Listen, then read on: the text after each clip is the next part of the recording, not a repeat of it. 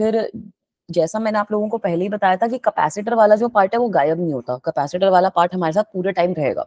ठीक है, पूरे टाइम रहने का क्या मतलब है कि कैपेसिटर्स जैसे हम करंट इलेक्ट्रिसिटी भी पढ़ेंगे तब भी रेजिस्टर्स वगैरह में जब किरचॉफ लॉ पढ़ेंगे तब भी मैं थोड़ा सा कैपेसिटर्स वापसी लाके, क्योंकि वही सेम लॉस आप कैपेसिटर के लिए भी वैलिड कर सकते हो, तो तब बात कर लेंगे। रेजिस्टर्स के लिए जितने सर्किट हैं, लैडर सर्किट बनता है, इनफाइनाइट सिमेट्रिकल सर्किट्स बनते हैं, जिस जिस तरीके से आप रेजिस्टर वाले क्वेश्चन सॉल्व कर सकते हो उसी तरीके से आप कैपेसिटर्स वाले क्वेश्चन भी सॉल्व कर सकते हो।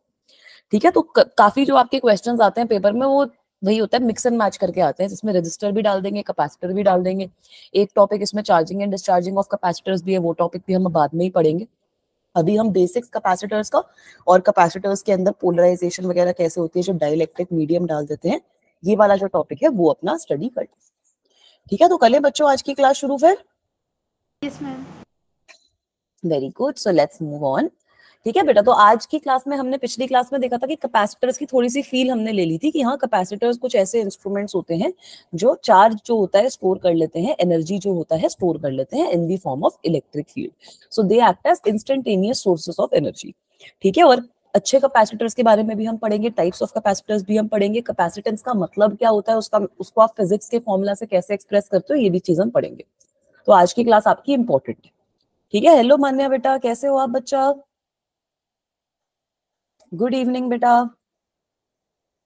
मैम आज मैम एक नोटिफिकेशन आया था कि मैम 9 to 10 क्लास होगी, वो क्या है? हाँ वो तो बेटा देखो, वो बेसिकली हम उन बच्चों के लिए कर रहे हैं जो बच्चे ना 12 आवर की क्लास, मतलब हमारी जो ये 12 आवर नहीं, रोज 3 घंटे की क्लास जो बच्चे नहीं ले पा रहे हैं उनके लिए वो वाला बैच चालू करेंगे।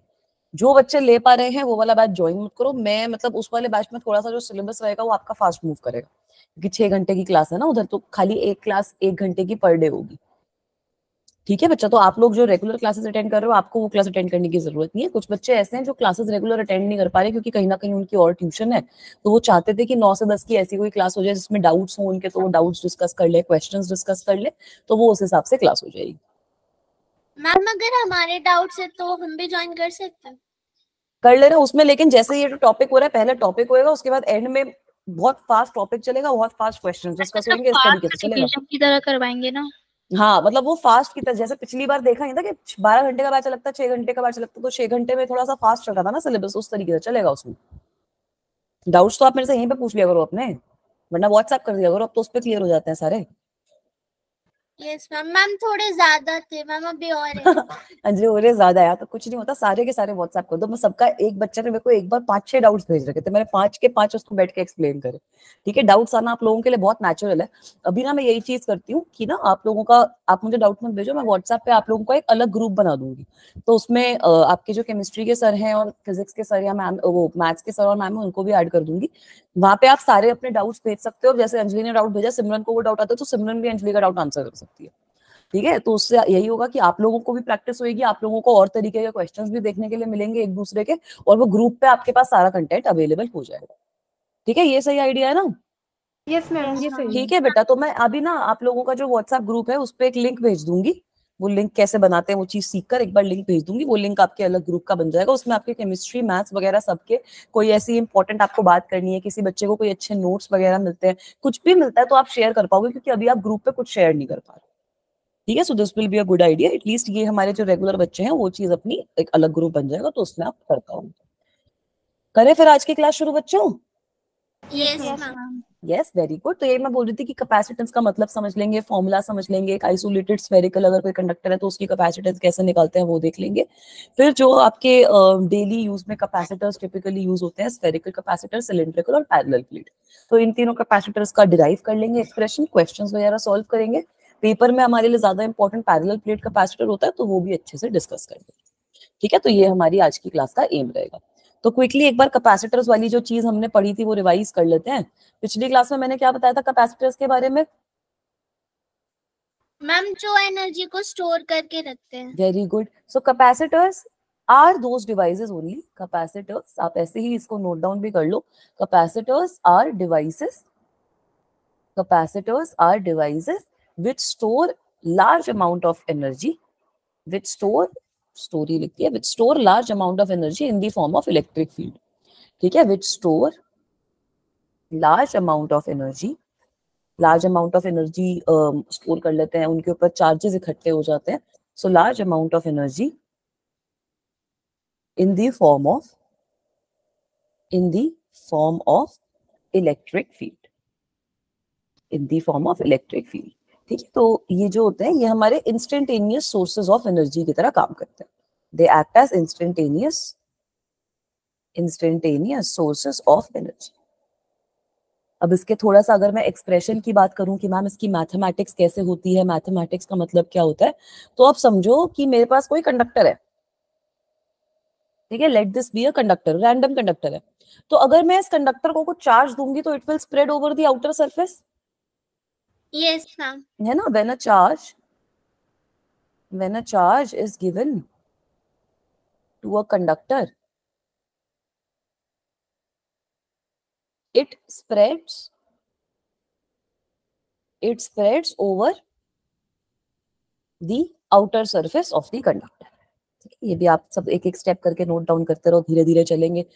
अच्छा सिलेबस चल रहा है अभी हमारा, थोड़ा सा आपकी छुट्टियां वगैरह का मिल जाए स्केड्यूल एक बार आपकी, क्योंकि आई थिंक 7 जून के बाद थोड़ी छुट्टियों की प्रोबेबिलिटी है ना आप लोगों की, तो तब थोड़ी एक्स्ट्रा क्लासेस भी हम स्केड्यूल कर लेंगे ताकि और अच्छे से सिलेबस हो. बाद है हमारी छुट्टियां, 9 जून तक हाँ, क्लासेस. 9 जून तक क्लासेस है, तो 9 जून के बाद ये करेंगे, हफ्ते में 1-2 एक्स्ट्रा क्लासेस कर लिया करेंगे.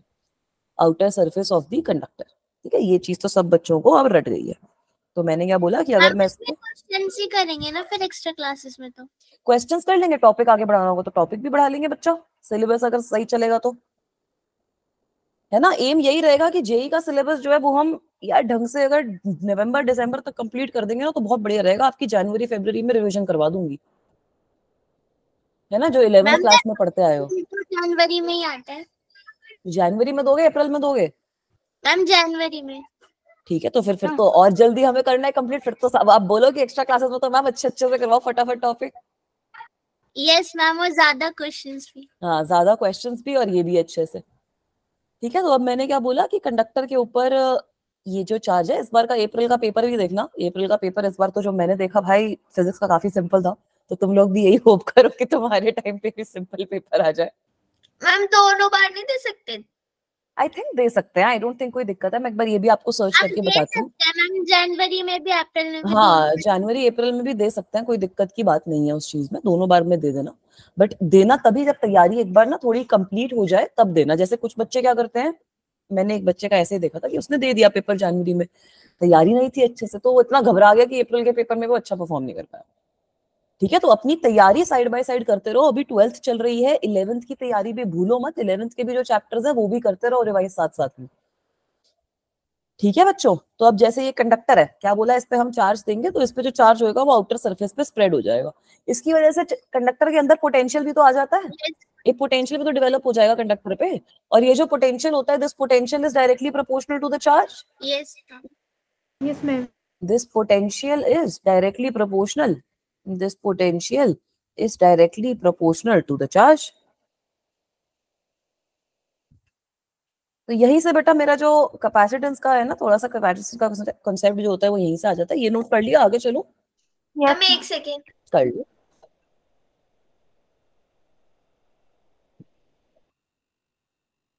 ठीक है, इसको ऐसे भी इमेजिन कर सकते हो कि सपोज आपने कोई बैटरी लगा रखी है, तो बैटरी अगर आप किसी कंडक्टर पे लगा रहे हो तो एक तरीके से आप उसको चार्जेस ही तो दे रहे हो ना. तो जो बैटरी की आपकी वोल्टेज होगी उसकी वजह से आपके कंडक्टर पे चार्ज स्प्रेड हो जाएगा.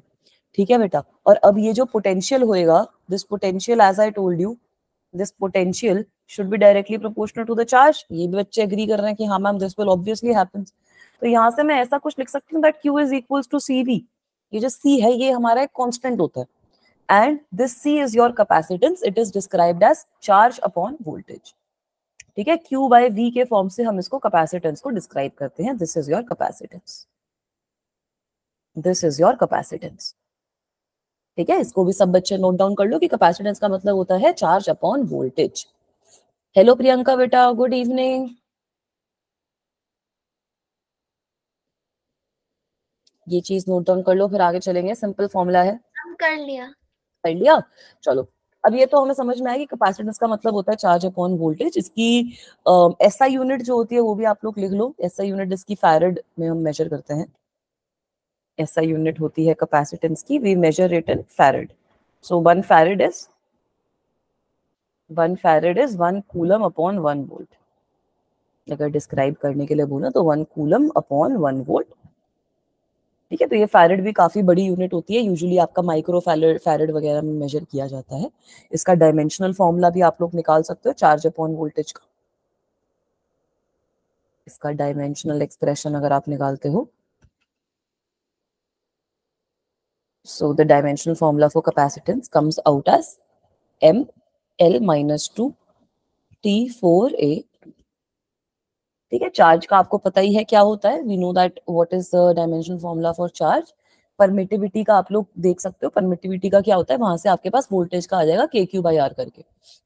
ठीक है, वरना आप वोल्टेज वैसे भी निकाल सकते हो वर्क डन के टर्म्स में, क्योंकि वोल्टेज आपकी वर्क डन अपॉन क्या होती है, वर्क डन अपॉन चार्ज होती है ना। यस है ना, तो वहां से भी आप इसका निकाल सकते हो।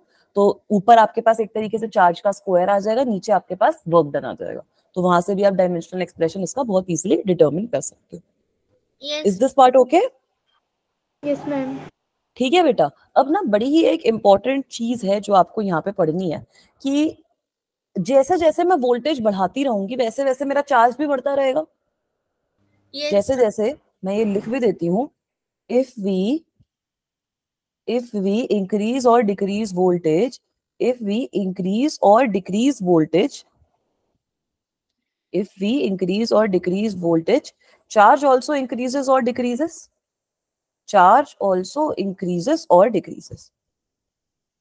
ठीक है, तो कैपेसिटेंस जो होती है ये चार्ज आपका इसी तरीके से इंक्रीज या डिक्रीज करेगा कि कैपेसिटेंस जो है वो आपकी कांस्टेंट रहे। तो ये चीज आपको समझनी है कि कैपेसिटेंस जो होती है भले ही वो Q बाय V है, but it does not depend on charge, it does not depend on voltage, वो दोनों एक दूसरे से इंटरलिंक्ड है। कैपेसिटेंस आपका एक कांस्टेंट है जो आपकी बॉडी के डायमेंशंस पे डिपेंड करता है, वो Q और V पे डिपेंड नहीं करता। ठीक है, तो ये वाला पॉइंट भी आप नोट डाउन कर लो, फिर नेक्स्ट टॉपिक पे चलेंगे। दैट कैपेसिटेंस जो होती है is independent, capacitance is independent, capacitance is independent of Q and V, capacitance is independent of Q and V, but it depends, it depends on the dimensions of the body। तो जो भी आपके पास body है उसका dimensions के ऊपर, जैसे अगर हम अभी बात करेंगे आइसोलेटेड स्फेरिकल कैपेसिटर की, तो देखेंगे उसके रेडियस पे डिपेंड कर रही है, but it depends on the dimensions of the body. ठीक है, ये पॉइंट क्लियर हुआ बच्चों को? कभी कभी ना ऐसे सवाल दे देते हैं ट्विस्ट करके कि अगर चार्ज चेंज कर दिया तब क्या होगा, ये चेंज कर दिया तब क्या होगा, तो कुछ नहीं होगा। अब आ जाओ अगला टॉपिक कि अगर हमारे पास हाँ इसको नोट डाउन कर लो, कोई नहीं, मैं यहीं पे अगला टॉपिक भी समझा रही हूँ। ठीक है, अब अगला टॉपिक क्या है कि अगर अब मेरे पास कोई ऐसे स्फेरिकल कैपेसिटर है, ठीक है, I am having a spherical capacitor, the radius is given to me as r, और अब मैंने इस पे कुछ चार्ज अपना लगा दिया बढ़िया। ठीक है, इसके ऊपर मैंने कुछ अपना बढ़िया चार्ज लगा दिया। Let me say that this charge is equals to Q, let me say that this charge is equals to Q। तो इसकी कैपेसिटेंस निकाल सकते हैं, निकाल सकते हो इसकी कैपेसिटेंस? Yes ma'am. कैसे निकालोगे? Q बाय V, V की क्या वैल्यू हो जाएगी? हेलो श्रिया बेटा, कैसे हो आप बच्चा? वेरी गुड, बिल्कुल सही बोला, हमें पता है कैपेसिटेंस क्या होती है, Q बाय V। ठीक है, अब यहाँ पर अगर हम V की वैल्यू लिखते हैं, अगर आप इलेक्ट्रिक पोटेंशियल की बात कर रहे हो आइसोलेटेड स्फेरिकल कंडक्टर के लिए, तो वोल्टेज की वैल्यू आप लोगों को पता है कितनी है, के क्यू बाई आर। ठीक है, तो कैपेसिटेंस में डायरेक्टली मैं ये फॉर्मूला डाल सकती हूँ ना, कैपेसिटेंस कितनी हो जाएगी, Q upon K Q by are. तो क्यू से क्यू कट जाएगा, तो एक तरीके से मेरे पास कैपेसिटेंस कितनी आ रही है, आर बाय के, है ना। तो इसको ऐसे याद नहीं रखना, इसको कैसे याद रखोगे, इसको आप ऐसे याद रखोगे कि capacitance comes out to be equals to, that will be थोड़ा सा easier for you to remember, that capacitance comes out to be equal to 4 pi epsilon not R. ठीक है, try to remember it in this वे।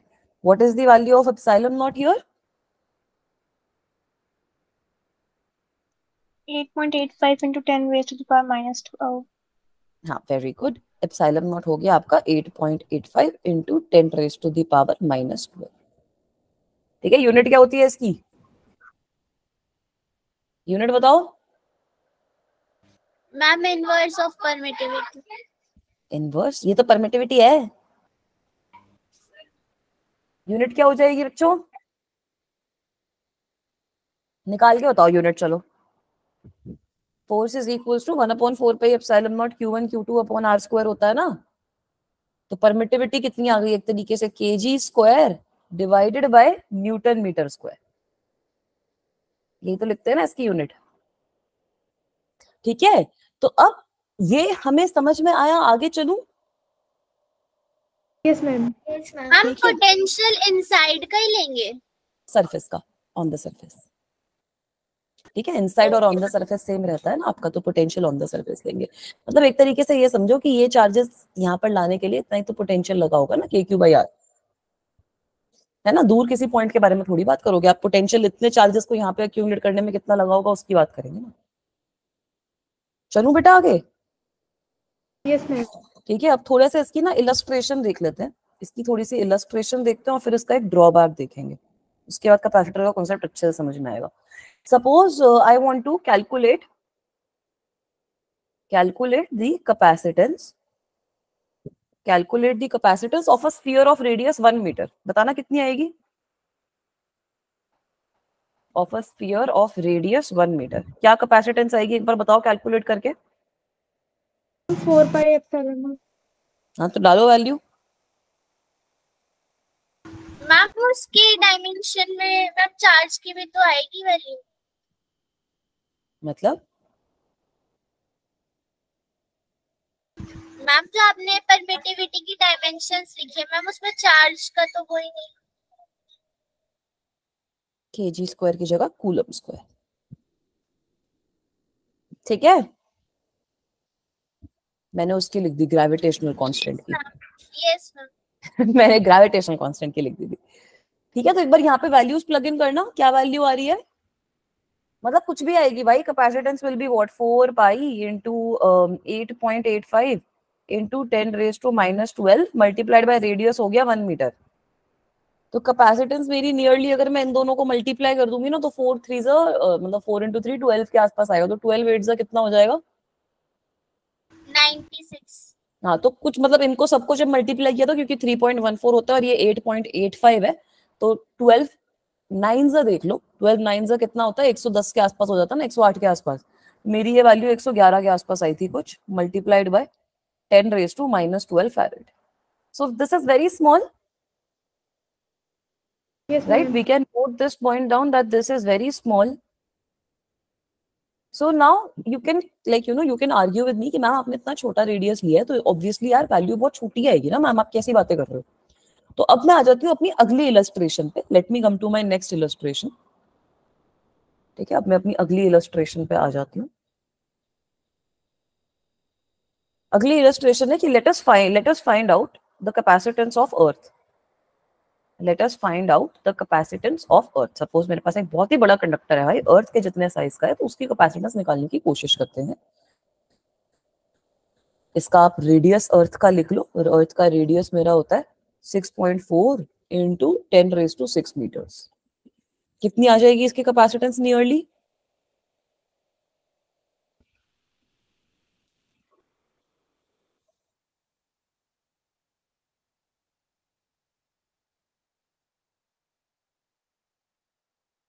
बताओ।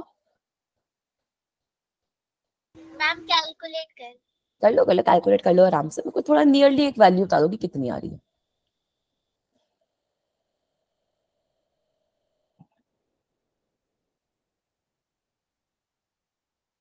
Ma'am 98 into 10⁻⁻6। 98 नहीं आएगा यार, एक बार check करो। पावर तो सही बताइए, 98 नहीं आ रहा। मैम 60s के टर्म्स में कुछ यार मेरा 712 है यार, बड़ा ही डिफरेंट आ रहा है सबका। एक बार मैं भी चेक कर लेती हूँ, एक बार आप लोग भी चेक करो calculation. I am getting nearly 712। मेरा 7.1 into 10⁻⁻10। यस मैम, बहुत वही क्लोज आ आया गए था, ना। 6.4 नहीं लगाया था। हाँ वही मैं बोलूँ, कुछ गड़बड़ करी है बच्चों ने। 22 डिवाइडेड बाय 7। हाँ सही आ रहा है।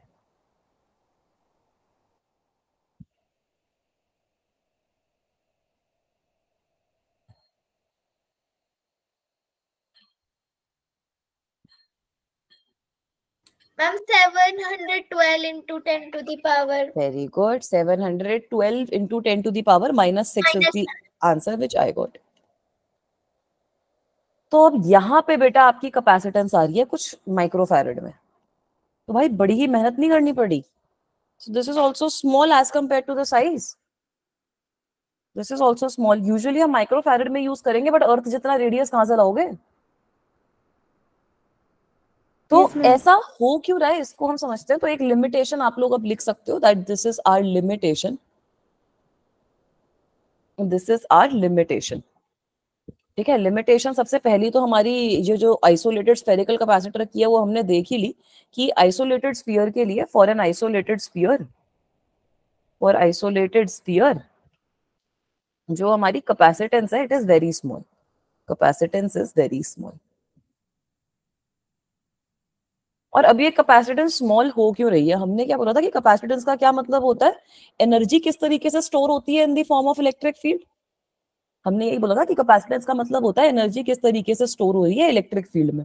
तो बेटा यहाँ पर अगर मेरे पास, क्या बढ़िया सर्कल बना है पहली बार में, ठीक है. यहाँ पर अगर सपोज मेरे पास कोई ऐसे पॉजिटिवली चार्ज ऑब्जेक्ट है, पोटेंशियल V है, उस पर चार्ज मेरा Q के बराबर है, इसकी इलेक्ट्रिक फील्ड तो बिल्कुल डिस्ट्रीब्यूटेड ही नहीं आ जाएगी, है ना. इन्फिनिटी तक इसकी इलेक्ट्रिक फील्ड लाइन स्कैटर्ड है, तो कुछ एनर्जी स्टोर कहाँ हुई इसके अंदर. तो दिक्कत यही होती है आइसोलेटेड स्फीयर के अंदर. दिक्कत यही होती है कि फॉर आइसोलेटेड स्फीयर जो आपकी एनर्जी है, जो आपकी एनर्जी होती है, it is not concentrated. Energy is not concentrated. Energy is not concentrated in a region, but energy is scattered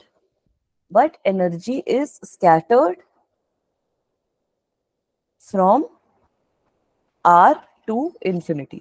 ठीक है. पूरे R to infinity में हमारा इलेक्ट्रिक फील्ड फैला हुआ है. जो एनर्जी है स्फीयर की वो पूरी R to infinity में फैली हुई है.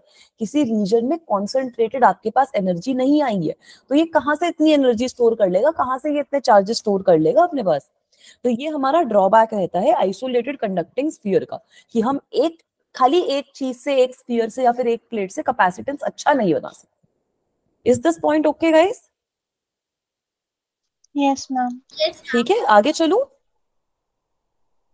मैम एक ना, इसको नोट डाउन कर लो, फिर आगे चलते हैं.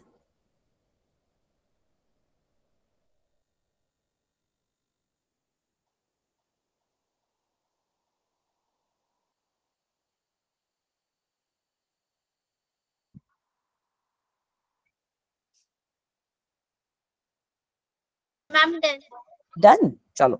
अब ये जो कैपेसिटेंस है वो इंक्रीज करने के लिए हमें जो टेक्निक फॉलो करनी पड़ती है उसको हम कहते हैं storing energy in a confined zone. ये समझ लो कि इसका मतलब क्या और ऐसा क्यों करना पड़ रहा है. तो अभी हमने एक केस तो देख लिया, है ना. एक केस तो हमने देख लिया. किसका हमने देखा? आइसोलेटेड. हमने एक केस देखा आइसोलेटेड स्फेरिकल कंडक्टर का. आइसोलेटेड स्फेरिकल कंडक्टर का हम लोगों ने केस देखा. हमें पता है कि कैपेसिटेंस होती है Q/V के बराबर, और यहाँ पे हमारी जो कैपेसिटेंस होती है वो आ जाती है 4πε0r.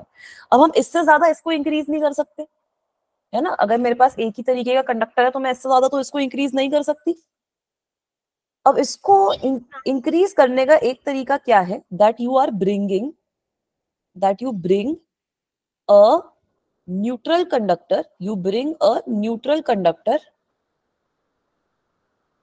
In the vicinity. मतलब एक न्यूट्रल कंडक्टर आप पास में ला रहे हो to a isolated spherical conductor. You bring a neutral conductor in the vicinity of a spherical isolated conductor. तो बेटा हुआ क्या? अब मेरा ये जो है, ये मेरे पास एक कंडक्टर था, जो मेरा ये स्फेरिकल कंडक्टर था जो पॉजिटिवली चार्ज था. यहाँ पर अब मैं ले आई हूँ एक नेगेटिवली चार्ज कंडक्टर, मतलब सॉरी, यहाँ पर अब मैं ले आई हूँ एक दूसरा कंडक्टर जो मेरा न्यूट्रल है. आई हैव बॉट फोर्थ और दूसरा कंडक्टर जो हमारा न्यूट्रल है. Is this okay? Yes ma'am. तो होगा क्या इस सिचुएशन में? क्या होगा? थोड़ा सा कुछ चार्जेस इंड्यूस हो जाएंगे, है ना. चार्जेस हमारे इंड्यूस हो जाएंगे. Yes ma'am. तो मतलब अब जैसे चलो ये वाला कंडक्टर तो सपोज इस पे हमारे चार्जेस मस्त ऐसे बैठे हुए हैं आपने, अब ये जो दूसरा कंडक्टर होएगा इसके अंदर मेरे चार्जेस स्प्लिट हो जाएंगे। कैसे स्प्लिट होंगे भाई? जो नेगेटिव चार्जेस होंगे वो तो इसके क्लोज आ जाएंगे, नेगेटिव चार्जेस जो होंगे वो यहाँ पर क्लोज में आ जाएंगे, और जो इतने ही इक्वल पॉजिटिव चार्ज है वो इसका यहाँ पे डेवलप हो जाएगा। Yes ma'am. ठीक है, इज दिस ओके गाइस? यहाँ तक समझ में आया मामला? Yes ma'am. यस। ठीक है बेटा, अब एक चीज ये समझो कि जो ये पहले वाला कंडक्टर है, अब ये जो पहले वाला कंडक्टर है इसका तो कुछ पोटेंशियल है ही, इसकी सरफेस पे ये जो नेगेटिव चार्ज है उसकी वजह से भी पोटेंशियल होएगा, पॉजिटिव चार्ज की वजह से भी पोटेंशियल होएगा। Yes ma'am. ठीक है, so let me say that this conductor is X, let me say that this conductor is X, and let me say that this conductor is Y. ये मेरा y है, ये मेरा x है। तो अब मैंने आप लोगों को क्या बोला कि ये जो पोटेंशियल होगा, net potential on the surface of conductor X, on the surface of conductor X.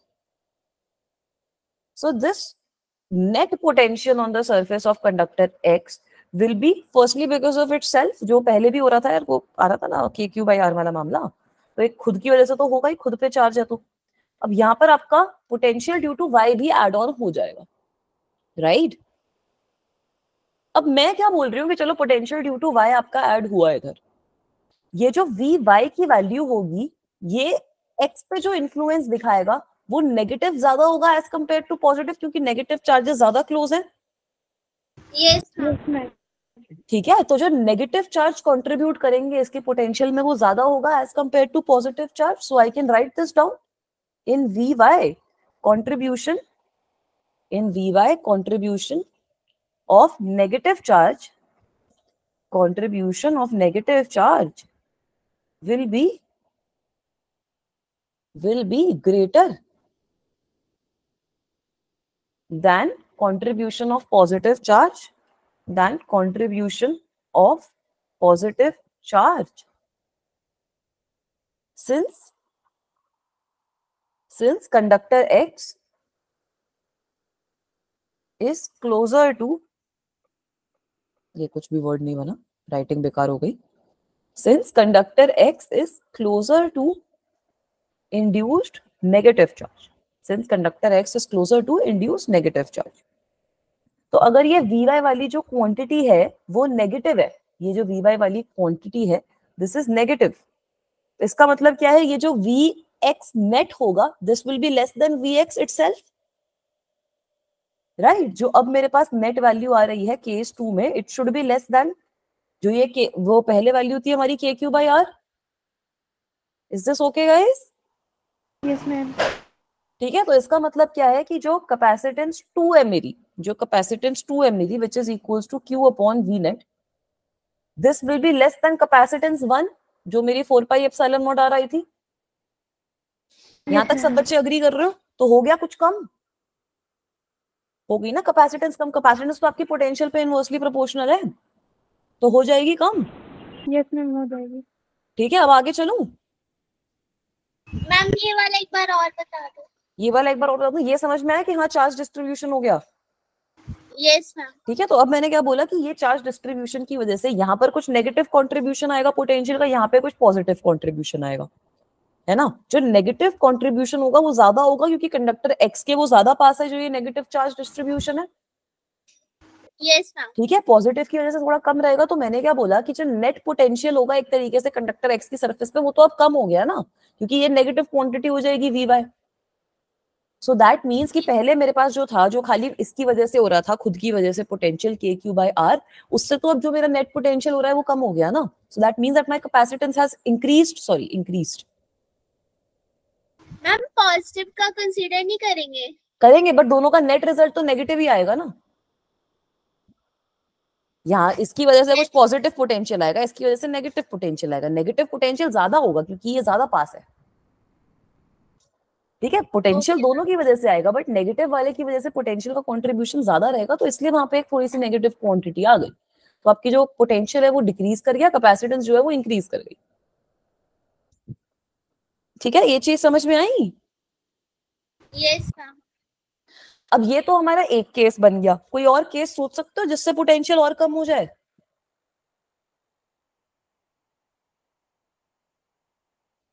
कोई और केस सोच सकते हैं? मैम अगर 2 प्लेट्स लगाए सिर्फ।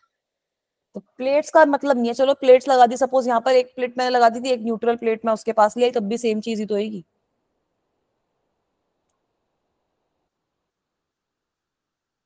प्लेट्स लगाने का क्या मतलब है? प्लेट्स हमने उस टाइम पे कैसे स्टडी करी थी? Ma'am infinite. Infinite equal and opposite charge वाला केस याद है?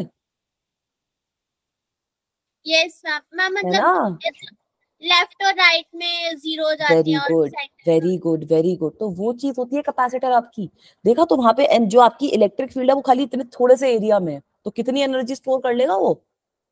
छोटा सा बनाते हैं भाई, लेबोरेटरी में इतने से होते हैं, मेरी ये उंगली दिख रही है, ये नखून दिख रहे हैं, नखून जितने कैपेसिटर आते हैं इतने से जो आपके बोर्ड में लग जाते हैं, इतने कैपेसिटर लगे होते हैं तुम्हारे घर के इंस्ट्रूमेंट्स में भी, और वो कितनी एनर्जी स्टोर कर रहे हैं खाली इस प्रिंसिपल से। ठीक है, so now the third case is that you are bringing two equal and opposite, bringing two equal and opposite charged conductors, opposite charged conductors flows। तो अब यहां पर हमने क्या किया, अब एक हमारे पास ये पॉजिटिव था ही, ये हमारा आइसोलेटेड स्फीयर था जो हमारा पॉजिटिव था। अब किसी तरीके से हम एक दूसरा प्रॉपरली नेगेटिवली चार्ज जो होता है ना, प्रॉपर नेगेटिवली चार्ज जो हमारा कंडक्टर होएगा उसको क्लोज ले आएंगे, उसको क्लोज ले आएंगे। तो इस केस में तो बेटा पोटेंशियल बहुत ही कम नहीं हो जाएगा? जो बाकी सारे केसेस हैं उनसे तो सबसे कम पोटेंशियल इसी केस में होगा। So here net potential, net potential on, ये x है ये y है, on sphere x reduces even further, reduces even further। तो बेटा यहां पर जो आपकी कैपेसिटेंस आती है ये सबसे ज्यादा आती है, C3 of this system is more than capacitance जो हमने सेकंड केस में देखी थी वो सिस्टम की, and this is obviously more than C1 where we were talking about the isolated capacity। ठीक है, तो ये वाला पॉइंट नोट डाउन कर लो सब बच्चे। तो अच्छा कैपेसिटर उसी को कहा जाता है, अच्छा कैपेसिटर वही होता है रादर जहां पे आपके पास दो कंडक्टर्स हो जिनके like they are having opposite charges on the surfaces and they are facing each other, तो इनकी वजह से जो एनर्जी होती है वो आपकी कन्फाइंड एरिया में स्टोर हो जाती है। इसका मतलब भी अभी मैं आपको समझाऊंगी कि इसका क्या मतलब होता है।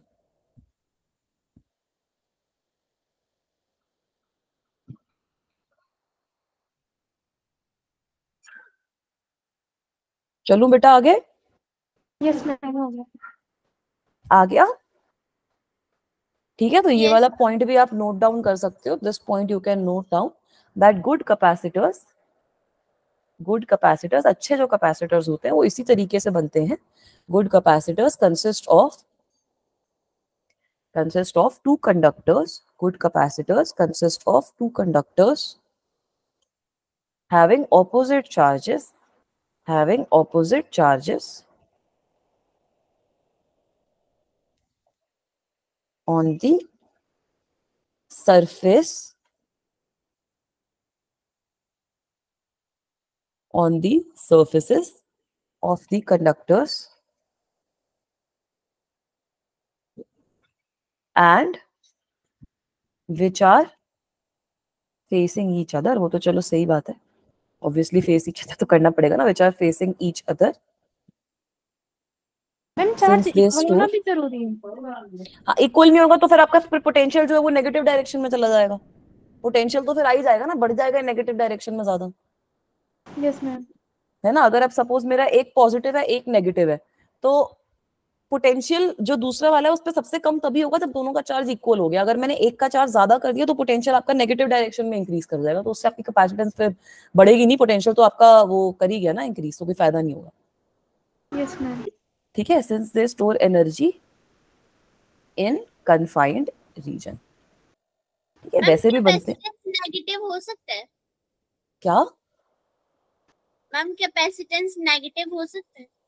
एक बार I have to search more about it, it is negative as well, but negative का मतलब यही है कि आपका चार्ज नेगेटिव वाला स्टोर कर रखा है है ना। कैपेसिटेंस का मतलब यही है कि कैपेसिटेंस होता है capacity of any conductor to store charge. तो वो आप पॉजिटिव करे नेगेटिव करे उससे क्या फर्क पड़ रहा है? मैग्नीट्यूड लेते हैं हमेशा।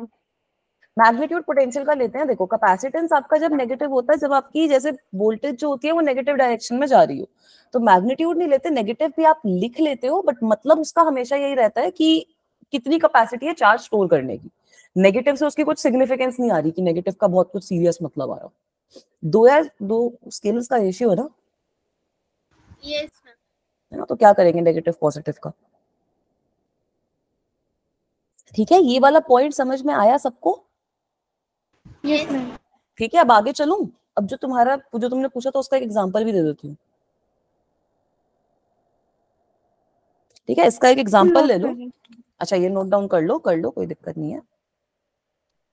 मैम बट कैपेसिटेंस तो वोल्टेज पे डिपेंड ही नहीं करता, तो फिर ये कैसे चेंज हो रहा है? नेट वोल्टेज पे डिपेंड कर रहा है ना बेटा, नेट वोल्टेज पे तो डिपेंड कर रहा है ना इधर, कि आपकी नेट वोल्टेज कितनी है उसके ऊपर।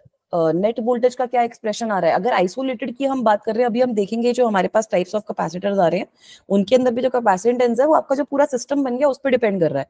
अब यहाँ पर आपका वोल्टेज पे डिपेंड नहीं करेगा। अब जैसे ये मैंने एक सिस्टम बना दिया, इस पे मैं चार्ज ऐड या सब्ट्रैक्ट करूंगी तब कोई फर्क नहीं आएगा। समझ रहे हो? अगर यहाँ पर मैंने पॉजिटिव नेगेटिव चार्जेस दोनों ऐड कर दिए, अगर यहाँ पर पहले मेरा क्यू और क्यू था दोनों पे, अब मैंने 2Q और -2Q कर दिया, तब मेरी कैपेसिटेंस इक्वल ही आएगी।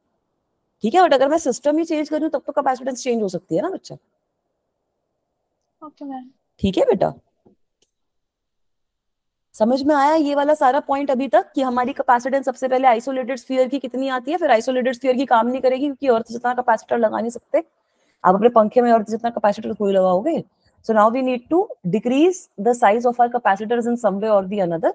तो फिगर आउट वे साइंटिस्ट ने यही किया है कि अच्छे कैपेसिटर जो होते हैं वो 2 कंडक्टर के बने होते हैं, एक पॉजिटिव और एक नेगेटिव, जिसको बनाना भी बहुत ईजी है और वो एनर्जी जो है कन्फाइंड एरिया में स्टोर कर लेते हैं।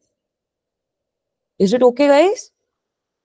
Yes ma'am. Yes yes ma'am. ठीक है, अब इसका एक एग्जांपल लेके समझो, उसके बाद सारे टाइप्स ऑफ कंडक्टर भी मैं आप लोगों को समझा देती हूँ। कुछ इस तरीके से, याद है हमने प्लेट्स पढ़ी थी कि एक पे मेरा सिग्मा है, एक पे मेरा माइनस सिग्मा है। तो यहाँ पर इलेक्ट्रिक फील्ड कितना हो गया था बताना जरा, इलेक्ट्रिक फील्ड कैसे कैसे आया था? मैम, इधर 0। Sigma bye not. Very good, इधर 0 इधर 0, और इधर इस डायरेक्शन में आ गया था, पॉजिटिव से नेगेटिव में आया था ना, यस मैम, है ना, sigma by E not, sigma by epsilon not. Now suppose I am having unequal मामला, suppose I am having unequal मामला। अनइक्वल मामले में क्या होगा? अब मेरे पास अगर सपोज, हाँ, माइनस एप्सिलॉन की जगह मेरे पास सपोज -3 एप्सिलॉन है, तो यहाँ पर क्या होगा? यहाँ पे एक बार एक्सप्रेशन बताना।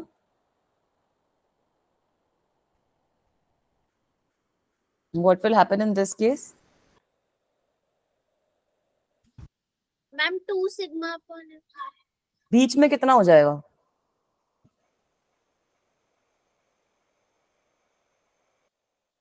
पॉजिटिव की वजह से सिग्मा अपॉन एप्सिलॉन नॉट आएगा, ma'am 2 sigma upon epsilon not हो जाएगा बीच में 2 सिग्मा अपॉन एप्सिलॉन नॉट हो जाएगा।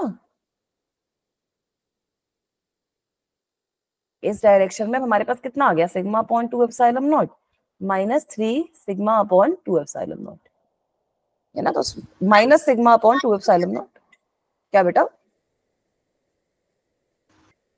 मैम प्लस हो जाएगा ना उस केस के लिए, मतलब हाँ, मतलब यहाँ पर हम खाली सिग्मा अपॉन एप्सिलॉन नॉट ही लिख देंगे ना एक तरीके से, 2 सिग्मा अपॉन एप्सिलॉन नॉट। और इस केस में आपका बाहर वाला जो एरिया है उसमें भी लेकिन इलेक्ट्रिक फील्ड 0 नहीं आएगा।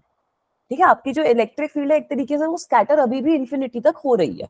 So that is why consider किया जाता है कि दोनों के चार्जेस को इक्वल कर देते हैं, ताकि आपका जो इलेक्ट्रिक फील्ड हो वो खाली इस वाले एरिया में, अब खाली यहाँ पे आपका इलेक्ट्रिक फील्ड एग्जिस्ट करेगा इस सिचुएशन में, और पूरे एरिया में आपका जो इलेक्ट्रिक फील्ड है वो 0 आ जाएगा। ठीक है बेटा? Yes ma'am. ठीक है, तो अब यहाँ से इसको तो आप ऐसे ही अपने नोट डाउन कर लेना। अब टाइप्स ऑफ कैपेसिटर हमें 3 टाइप के स्टडी करने हैं। ठीक है, 3 तरीके के स्टडी करने हैं। पैरेलल प्लेट जो होता है वो हमारे लिए सबसे ज्यादा जरूरी होता है। ये जो मैंने अभी बताया वो पैरेलल प्लेट कैपेसिटर ही है, जो हमने अभी ये डिस्कस कर लिया, that is your parallel plate capacitor. एक होता है हमारे पास सिलिंड्रिकल, एक होता है हमारे पास स्फेरिकल। सबसे पहले स्फेरिकल डिस्कस करेंगे अपन। स्फेरिकल सबसे इजी है, मतलब पैरेलल प्लेट सबसे इजी है उसकी, बट क्वेश्चंस बहुत सारे होते हैं उसमें। सेकंड है हमारा सिलिंड्रिकल, सिलिंड्रिकल कैपेसिटर और तीसरा है हमारा पैरेलल प्लेट। तीसरा है हमारा पैरेलल प्लेट। तो पैरेलल प्लेट तो अभी हम लोगों ने डिस्कस भी कर लिया कि सपोज मेरे पास एक प्लेट है, ये मेरी पॉजिटिव है, और ये दूसरी प्लेट है, ये मेरे पास नेगेटिव प्लेट है। तो इस तरीके से जो इलेक्ट्रिक फील्ड होगा वो यहाँ पे कन्फाइन हो जाएगा। ठीक है, ये होता है हमारा पैरेलल प्लेट कैपेसिटर। एक का चार्ज Q होता है, एक का चार्ज माइनस Q होता है। Is this okay? ठीक है, now let me talk about spherical capacitor. तो स्फेरिकल में क्या होता है, आपके दो स्फीयर्स होते हैं। स्फीयर्स भी आपके किस तरीके से होते हैं, एक के अंदर दूसरा, एक स्फीयर ऐसे है, दूसरा स्फीयर ऐसे है। ठीक है, तो अब इसका फायदा क्या होगा कि ये जो बीच वाला पार्ट है, यहाँ पे आपकी जो इलेक्ट्रिक फील्ड है वो कन्फाइन हो जाएंगी। Your electric field will get confined in this particular area. ठीक है, इस पर्टिकुलर एरिया में आपकी जो इलेक्ट्रिक फील्ड होती है वो कन्फाइन हो जाती है। तो सपोज इसका चार्ज जो है वो पॉजिटिव चार्ज है, इसका चार्ज जो है वो पॉजिटिव चार्ज है। तो करते क्या है कि खाली इस पे पॉजिटिव चार्ज रहने देते हैं, इस पे खाली पॉजिटिव चार्ज रहने देते हैं। ये जो पॉजिटिव चार्ज होता है इसकी वजह से कुछ नेट नेगेटिव चार्ज इंड्यूस हो जाएगा, अंदर वाली सरफेस पे नेगेटिव चार्ज इंड्यूस हो जाएगा, आउटर सरफेस पे पॉजिटिव चार्ज इंड्यूस हो जाएगा। आउटर सरफेस को अर्थ कर देते हैं, ये भी अभी हम बाद में पढ़ेंगे। जिसकी वजह से जो आपका चार्ज होता है वो खाली इनर सरफेस पे रह जाता है इंड्यूस्ड, आउटर सरफेस पे आपका जो चार्ज होता है वो जीरो हो जाता है। और यहाँ पे आपका जो बेसिकली इलेक्ट्रिक फील्ड है that is confined between the to radiuses, and ये जो एरिया है उसके अंदर आपका इलेक्ट्रिक फील्ड आता है और कहीं पे नहीं आता। तो ये हो गया हमारा spherical capacitor. If I talk about cylindrical one, तो सिलिंड्रिकल भी आप समझ जाओ कि एक तो बाहर सिलेंडर आएगा ही आएगा, ग्रीन से बना देती हूँ वो। सिलिंड्रिकल में अब क्या होता है, दो सिलेंडर एक दूसरे के साथ सराउंडेड है, वही सेम प्रिंसिपल एग्जैक्ट। ठीक है, एक सिलेंडर कुछ इस तरीके से है, दूसरा इसी के मस्त ऐसे अंदर है, कॉन्सेंट्रिक सिलेंडर कहते हैं इसको। ठीक है, ये आपके दो कॉन्सेंट्रिक सिलेंडर बन गए। ठीक है बेटा, तो यहाँ पे जो आपका इलेक्ट्रिक फील्ड होता है, यहाँ पर जो आपका इलेक्ट्रिक फील्ड होगा that will also be confined, it will be confined. अगर suppose if this is positive, if this is positive, so again it will induce an equal and opposite negative charge on the outer surface. ये एक negative charge को induce कर देगा, and electric field is somewhat in this direction. ठीक है, electric field जो होता है वो कुछ इस डायरेक्शन में रहता है। Is this okay guys? Yes ma'am. ठीक है, ये चीज समझ में आई। अब यही है हमारा एम, यही है कि ये सारे के सारे जो कैपेसिटर्स हैं वो हमें एक एक करके पढ़ने हैं। यूजुअली जो मेजर सवाल आते हैं वो आपके या तो फिर स्फेरिकल से आते हैं या फिर ये पैरेलल प्लेट से आते हैं, और डायरेक्ट ही सवाल आते हैं। पैरेलल प्लेट कैपेसिटर में तो जैसे हमारे रेजिस्टर के अंदर केसेस नहीं बने थे, तो वैसे ढेर सारे केसेस भी बन जाते हैं, तो वहां पे उससे भी सवाल आ जाते हैं कि पैरेलल में अगर हम दो कैपेसिटर को कनेक्ट करते हैं तब क्या होगा, सीरीज में करते हैं तब क्या होगा। तो वो वाली चीज भी थोड़ी सी डिस्कस कर लेंगे। ठीक है, एक सेकेंड, डायग्राम थोड़ा सा ऐसा बना दो कि आप लोगों को दिक्कत ना हो नोट्स में। क्लियर है बच्चों? चलूं आगे? चलो, तो अब ये एक एक करके हम सारे कैपेसिटर्स भी पढ़ लेते हैं। तो सबसे पहला कैपेसिटर जो हमें पढ़ना है वो हमें पढ़ना है स्फेरिकल कैपेसिटर। ठीक है बेटा, तो स्फेरिकल कैपेसिटर वही होता है that you have two concentric hollow spherical shells. You have, मतलब you have क्या, capacitor has, you have two concentric hollow shells, two concentric hollow shells of different radii. ठीक है, अलग अलग रेडियाई होता है दोनों का, of different radii A and B. So basically I am having this shell. I am having this shell. Let me say that this is positively charged. Let me say that this shell is positively charged. Then I'm having another shell at the boundary. Okay, now I'm having another shell at the, which is enclosing this shell like this. ठीक है बेटा? Yes ma'am. ठीक है, तो अब मैंने आपको क्या बोला कि इसकी वजह से होगा क्या कि ये मेरा पॉजिटिव है तो यहाँ पर कुछ नेगेटिव चार्जेस हो जाएंगे, नेगेटिव चार्ज आ जाएगा जो इंड्यूस होएगा, राइट, एंड उसी की वजह से कुछ पॉजिटिव चार्ज भी होएगा जो यहाँ पर इंड्यूस हो जाएगा। ठीक है, there will be some positive charge which will get induced. Now what I do is I earth this, now what I do is I earth this. So when I earth this, तो उस पे यही होता है कि ये जो बाहर का पॉजिटिव चार्ज है ना सारा आपका, वो चला जाता है। ठीक है, एक बार आप इसको अर्थ करोगे जब, तो आप देखोगे कि बाहर का जो सारा पॉजिटिव चार्ज होगा वो मेरा चला जाएगा यहाँ से, तो खाली ये जो दो चार्जेस है मेरे पास वो बच जाते हैं, खाली ये जो दो चार्जेस है मेरे पास वो बच जाते हैं। तो if this is my sphere 1 and this is my sphere 2, we can also derive this thing, एक बार डिराइव भी कर लेते हैं। ये रेडियस ए है, this radius is B, so we can find out electric potential on sphere 1 कितना होगा। Electric potential on sphere 1, ma'am आपने चार्जेस तो बताए ही नहीं। क्यू ले लो यार। मैम दोनों पे सेम मैग्नीट्यूड। हाँ, इस पे भी क्यू आएगा, उस पे भी इंड्यूस चार्ज आपका माइनस क्यू आएगा, बाहर वाले क्यू को आपने कर ही दिया है ना। तो electric potential Q upon A और plus minus KQ upon A। Very good. अब देखो ये कैसे आएगा, के क्यू अपॉन ए हो गया ये, क्योंकि इसकी सरफेस पे लाई कर रहा है ना, यस मैम। और दूसरा वाला आपका नेगेटिव चार्ज है और उसके अंदर लाई कर रहा है, तो minus K Q upon B. अब आ जाओ स्फीयर 2 पे, electric ma'am potential. Yes ma'am. तो स्फीयर 2 का कैसे लिखोगे। Ma'am KQ upon B minus KQ upon B। Very good, sphere 2 का तो डायरेक्टली आ जाएगा के Q upon B minus K Q upon B, तो ये तो जीरो ही हो गया ना, ये तो हम चाहते थे क्योंकि हमने अर्थ कर दिया था इसको, है ना। तो अब यहाँ से हमारे पास पोटेंशियल डिफरेंस की वैल्यू तो आ जाएगी और वहां से हमारे पास कैपेसिटेंस की वैल्यू आ जाएगी। Yes ma'am. ठीक है, यस तो now moving forward I can right the potential difference, है ना, आई can right the potential difference. Ma'am एक बार पिछली स्लाइड दिखा दीजिए। हाँ देख लो बेटा, ये लो,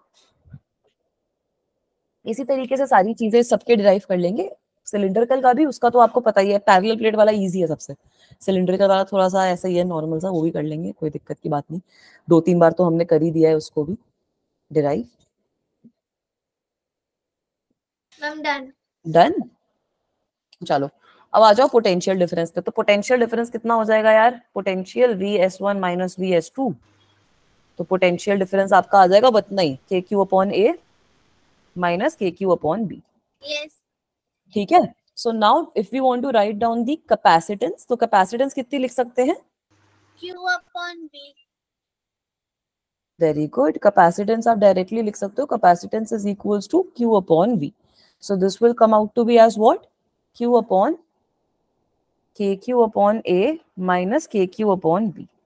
तो ये यहाँ से कुछ कट जाएगा ना, एक क्यू क्यू, हाँ के क्यू आपका कॉमन आ जाएगा और ये सब कट जाएगा, तो बचेगा क्या, 1 अपॉन के into 1 upon AB A. upon K into A minus B। Very good. So we will get the expression for capacitance. We get the expression for capacitance as what? 4 pi epsilon naught AB upon upon B minus A.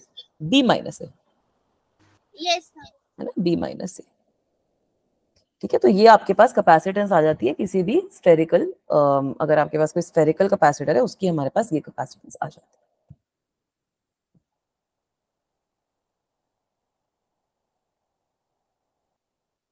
ठीक है बच्चों, yes ma'am. Yes ma'am. चलो आगे। Yes।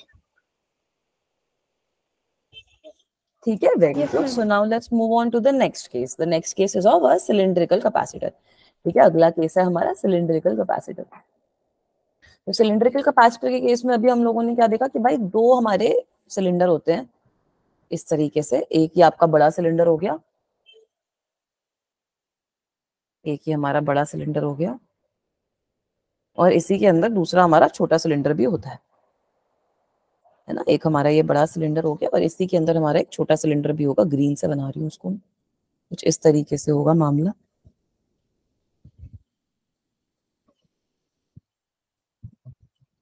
ठीक है बेटा, तो अब यहाँ पर मैं क्या बोल रही हूँ, इसका जो रेडियस है आपका, छोटे वाले का रेडियस आपका R1 है और जो बड़ा वाला है उसका रेडियस आपके पास R2 है।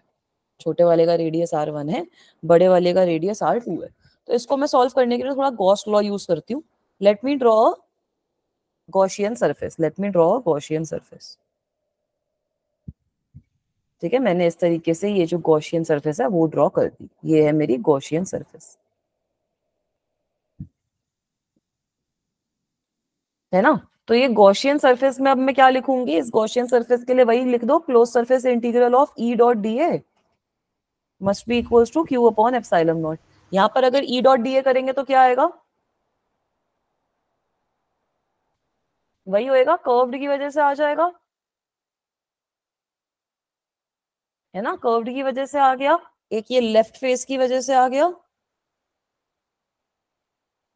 और एक ये आपका राइट फेस की वजह से आ गया। Yes yes ma'am. कौन कौन से जीरो हो जाएंगे बताओ,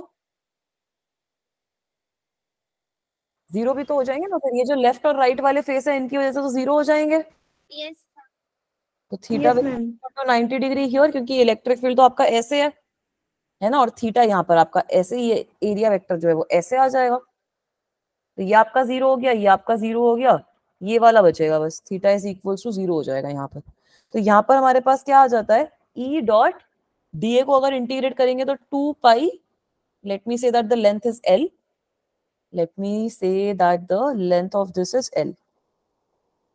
तो 2 पाई एंड रेडियस जो भी है इसका, let me say 2 pi small r multiplied by L must be equals to Q upon epsilon naught. Is this part okay? Yes ma'am. ठीक है, यहाँ Yes, पे ma'am. किसी को कोई दिक्कत कोई परेशानी?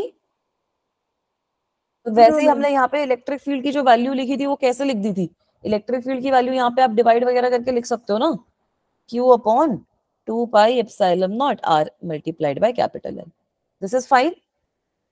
यस ठीक है, Yes, तो ma'am. ये अच्छा ये भी देख लो, अब ये हमने वैसे पोटेंशियल की डेरिवेशन में किया नहीं था, अब यहाँ से पोटेंशियल भी निकाल सकते हैं, मैम इंटीग्रेट कर देंगे। इंटीग्रेट कर दो, potential is equals to minus E D R, minus E dot D R होता है ना, यहाँ पर भी इलेक्ट्रिक फील्ड और जो डी आर है वो आपका सेम डायरेक्शन में है, तो ये आपके पास आ जाएगा minus of Q upon 2 pi epsilon naught L integration of 1 upon R D R, और इंटीग्रेट कहाँ से कहाँ तक करोगे, R1 से R2 तक, यस इंटीग्रेट आप R1 से R2 तक ही तो करोगे, जो भी आपका रेडियस 1 है upon R2. So if I do that, what will I get the potential to be?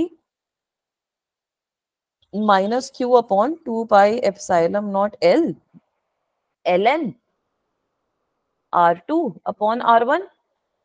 ये बच्चों को पता नहीं हो तो बता देती हूँ, यहाँ पे आपके पास आ जाएगा ln R2 minus ln R1.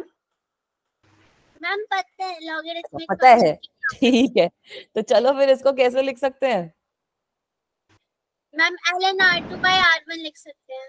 Very good, इसको हम ln R2 by R1 लिख सकते हैं, तो लिख दो, और मैम माइनस कॉमन ले लेंगे तो r1 by r2 हो जाएगा। वेरी गुड, एक सेकेंड मुझे टाइम दो, ठीक है, इसमें इन लोगों ने वैसे उल्टा इंटीग्रेट कर रखा है, लोगों ने अपनी स्मार्टनेस दिखा रखी है। So what they have done is they have integrated it from R2 to R1, कि हमने जो अपना डिस्टेंस है वो उल्टा ले लिया है। So they have integrated it from R2 to R1 so that here you can get a more simplified expression, because now you will get R1 here and R2 here, so that your potential will now equally come out to be, ये negative से negative cancel out हो जाएगा, तो potential कितना आ जाएगा, Q upon 2 pi epsilon not L ln of R2 minus ln of R1। ठीक है, तो यहाँ से जब आप पोटेंशियल का एक्सप्रेशन आप लोग निकालोगे तो पोटेंशियल का एक्सप्रेशन हमारे पास कितना आ जाएगा, Q upon 2 pi epsilon naught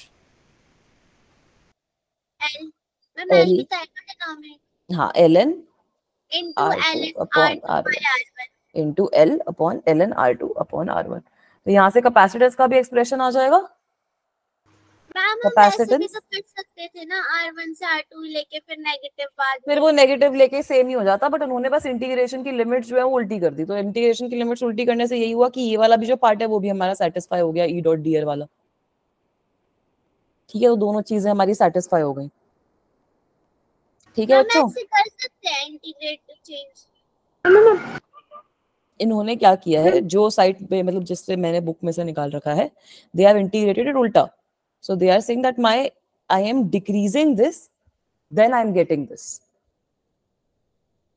ठीक है, R1 से R2 की जगह उन्होंने इंटीग्रेट ही उल्टा कर दिया, तो उसमें भी कोई दिक्कत नहीं है। इस वाले सिचुएशन में अपन सिलिंड्रिकल वाले में कर सकते हैं, हम अगर ये अज्यूम कर लें कि हमारा जो डिस्टेंस है वो डिक्रीज कर रहा है, तो उस तरीके से भी हो जाएगा, क्या दिक्कत है। ठीक है, बस ये उल्टा आ जाएगा इस सिचुएशन में।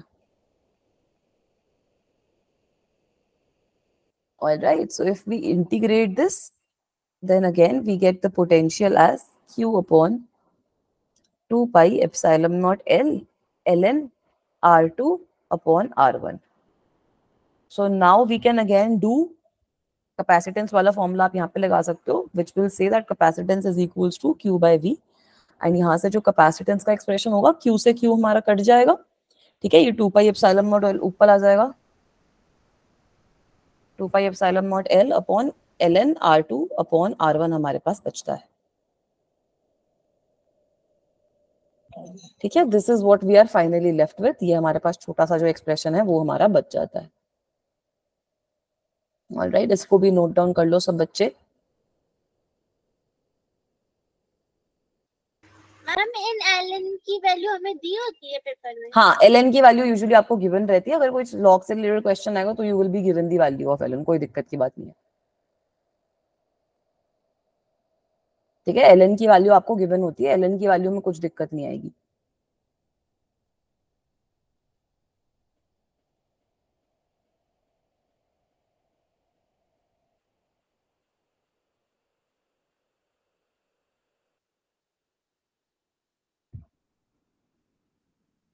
चलूं बेटा आगे? Yes ma'am. ठीक है, तो ये भी हमारा अच्छा है, ये वाला पार्ट भी अच्छा है. और मतलब कैपेसिटर्स दोनों की वैल्यू नोट डाउन कर लो, ठीक है. अब उसके आगे एक छोटा सा क्वेश्चन भी है मेरे पास, ये भी सॉल्व कर सकते हो आप लोग. Try to solve this question. Cylindrical capacitor has two coaxial cylinders of length 15 centimeter and radii 1.5 centimeter and 1.4 centimeter. So what is the outer cylinder is earth, inner cylinder is given a charge of 3.5 microcoulomb. तो charge की भी आपको value given है, but charge पे तो हमारा depend नहीं कर रहा ना कैपेसिटेंस, ठीक है. बट आपको कैपेसिटेंस बतानी है और इनर वाला जो आपका शेल है उसका पोटेंशियल बताना है. तो बताओ इसको कैसे करेंगे?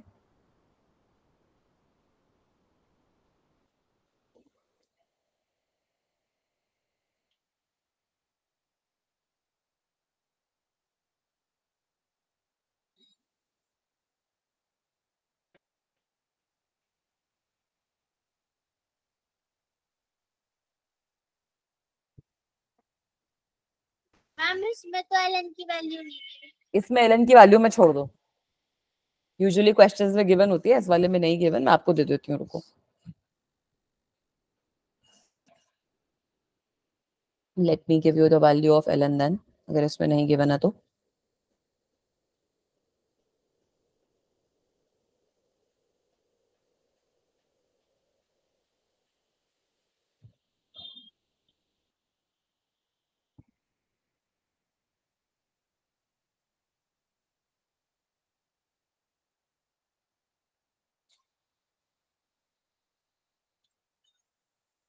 ये लो, ln की वैल्यू है यहाँ पर, ln ऑफ 1.5 अपॉन 1.4 चाहिए होगा, तो ये मेरा आ रहा है 0.69, नियरली 0.69. तो एक बार ये वाली वैल्यू से सॉल्व करके देखो.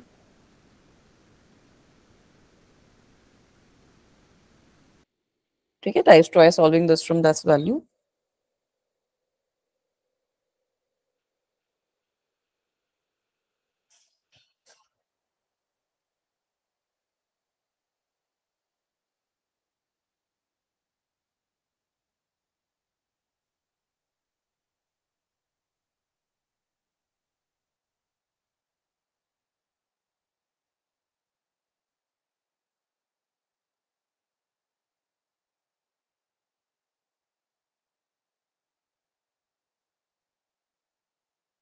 Zero point zero six nine.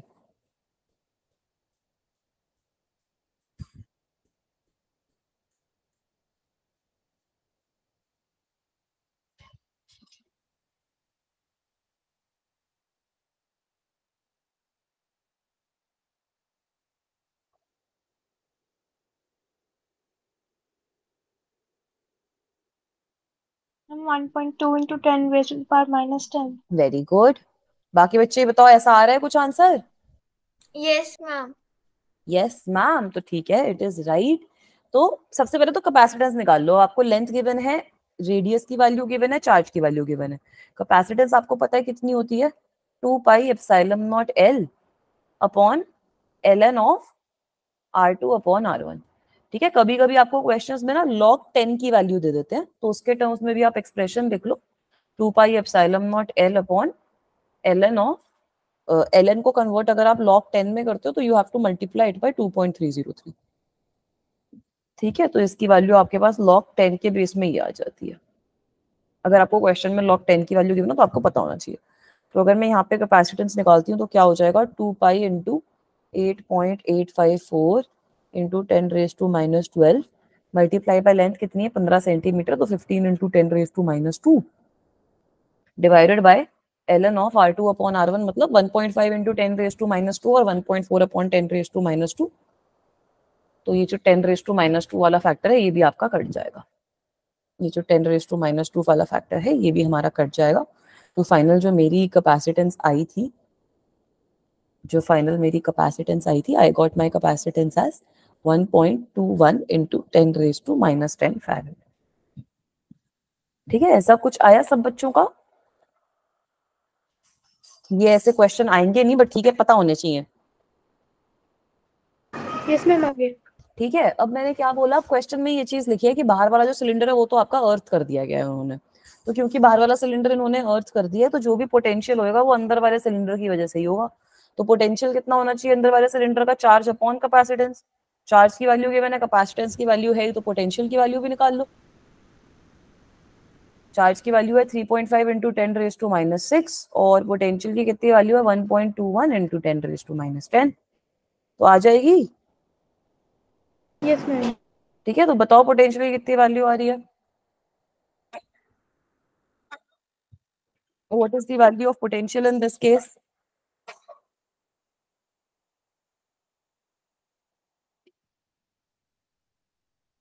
In 2.89 into 10 raised to the power 4 volt. 2.89 into 10 raised to the power 4 volt is the right answer. Very good. बच्चों को मिलते हैं 5 करोड़ रुपए, है ना, ऐसे बोलते हैं ना केबीसी में, ऐसे फिजिक्स का केबीसी होना चाहिए। ठीक है बेटा, चलूं आगे? Yes ma'am. Yes ma'am, very good, so let's move forward. ठीक है, अब जो अगला टॉपिक हमें पढ़ना है वो हमारे लिए सबसे जरूरी टॉपिक और सबसे सिंपल टॉपिक दोनों है, ये है आपका पैरेलल प्लेट कैपेसिटर। ठीक है, कि ये पैरेलल प्लेट कैपेसिटर क्या भला है मैम? तो बेटा पैरेलल प्लेट कैपेसिटर जो हम अभी तक देखते आए हैं एग्जैक्टली वही सेम चीज है कि आपके पास एक पैरेलल प्लेट है जिसपे आपका कुछ चार्ज है plus sigma which is equals two plus Q upon area of this plate. यहाँ पे बढ़िया हमने ऐसे पॉजिटिव चार्ज लगा रखा है। ठीक है, और जो दूसरा है वो आपका नेगेटिव चार्ज प्लेट है। ठीक है, दूसरी जो प्लेट है वो हमारी नेगेटिव चार्ज प्लेट है। इसकी जो चार्ज डेंसिटी है that is minus sigma which is equals to minus Q upon. तो इस केस में बेटा हम लोग ये चीज तो देख ही चुके हैं कि नेगेटिव वाली और पॉजिटिव वाली इस फील्ड में हमारा जो इलेक्ट्रिक फील्ड होता है वो जीरो आता है, यहाँ पर जो इलेक्ट्रिक फील्ड होता है वो जीरो आता है, यहाँ पर आपका जो इलेक्ट्रिक फील्ड होता है वो सिग्मा अपॉन एप्सिलॉन नॉट आता है और डायरेक्शन उसकी रहती है क्या, पॉजिटिव से negative. Right, this is okay? Yes ma'am. ठीक है बच्चों, तो यहाँ से मैं नेट ई की वैल्यू कितनी लिख सकती हूँ, है ना, यहाँ से हम ई नेट की वैल्यू कितनी लिख सकते हैं, sigma upon epsilon not which is also equals to Q upon A epsilon not, है ना। सिग्मा की value is Q upon A epsilon, मतलब Q upon A charge upon area ही तो होता है। यस ठीक है बेटा, तो अगर अब मुझे पोटेंशियल डिफरेंस निकालना है between the two plates, if I want to find out the potential difference, तो एक एक्सप्रेशन काम आएगा हमारा। अगर मुझे इन प्लेट्स के बीच की वो गिवन है डिस्टेंस, तो पोटेंशियल डिफरेंस को कैसे लिख सकते हैं, E into D. E net into D. ठीक है, तो आ गया हमारे पास पोटेंशियल का भी एक्सप्रेशन। Yes ठीक है, तो ma'am. इस तरीके से यहाँ से भी प्रैक्टिस हो गई है कि हाँ जितने भी हमारे पास इलेक्ट्रिक फील्ड के एक्सप्रेशन है वहां से आप पोटेंशियल का एक्सप्रेशन निकाल सकते हो। ठीक है बेटा, तो यहाँ से आप लोग ये चीज देख सकते हो कि अब हमारे पास जो पोटेंशियल आ जाएगा that will come out to be Q D upon A epsilon. ठीक है, और अगर हम कैपेसिटेंस का एक्सप्रेशन देखते हैं तो capacitance we know it's Q upon V, so this will come out to be Q upon Q D multiplied by A epsilon not. तो हमारे पास कैपेसिटेंस जो है उसका फाइनल एक्सप्रेशन आ जाता है क्या, कैपेसिटेंस का एक्सप्रेशन आ जाता है A epsilon not upon D. ठीक है, so this is the expression if there is air between the plates. अगर कोई और मटेरियल होएगा तो उसके लिए भी एक्सप्रेशन जो आता है वो हम बाद में देख लेंगे। Is this okay guys? Yes Yes, ma'am. तो वो कांस्टेंट आ जाएगा ना के डाइलेक्ट्रिक यस यस, वहां पे आपका डाइलेक्ट्रिक कांस्टेंट का भी एक्सप्रेशन आ हम एक जाएगा। बार तो यहाँ कंडक्टिंग स्लैब डालते हैं, एक बार डाइलेक्ट्रिक हाँ वो वही होता है, वो आपका फिर वो जो डाइलेक्ट्रिक और कंडक्टिंग स्लैब वाले केसेस है वो हम बाद में पढ़ लेंगे, पहले ही पैरेलल प्लेट एयर वाला कर लेंगे, उसके बाद वो सारे केसेस पढ़ लेंगे। ठीक है, वो आप कुछ भी डाल सकते हो इनके बीच में, तो कैपेसिटेंस चेंज हो जाएगी ना। क्योंकि मैम अगर कुछ डालेंगे नहीं तो वो अट्रैक्ट करके चिपक ही जाएगा। हाँ, कुछ डालेंगे नहीं तो अट्रैक्ट करके नहीं चिपकेगा तो नहीं, खैर बट बाकी ठीक है डालना, हाँ ठीक है डालना पड़ता है उसको, ताकि कैपेसिटेंस अगर हमें और इंक्रीज करनी है और डिक्रीज करनी है फर्दर तो वो आप कर पाओ। मैम मतलब अट्रैक्ट करके चिपकेंगे क्यों नहीं? क्योंकि they are held at that distance ना, they are fixed at that distance, there is electric field which is happening between them but they are fixed at that distance, they are not allowed to move।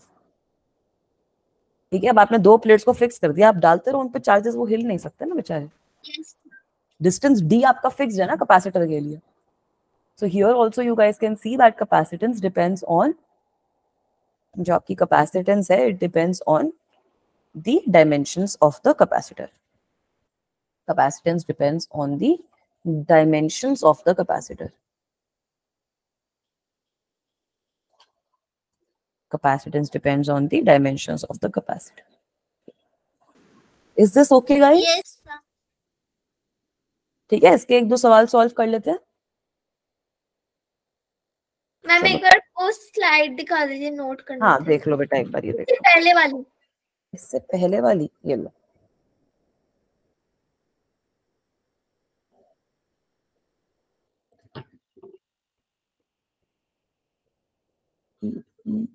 एक बार आप लोग भी note करो, मैं भी इसमें सवाल ऐड करती हूँ, क्योंकि मैंने सवाल ऐड करे थे वो मैंने किसी और स्लाइड में कर दिए।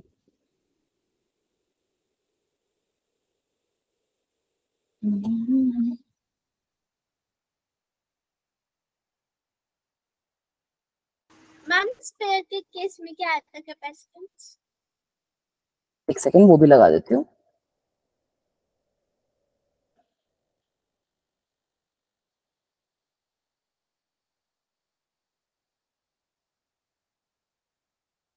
मैम ये वाला हो गया। ये वाला हो गया, अगली स्लाइड दिखाऊं? Yes ma'am. देख लो, ये भी देख लो, फिर स्फीयर वाला दिखा देती हूँ। मैम आप बस वो फॉर्मूला ही बता दो, नोट कर ले। अब फॉर्मूला बता दूं, एक सेकंड रुको। स्फीयर के केस में हमारे पास आया था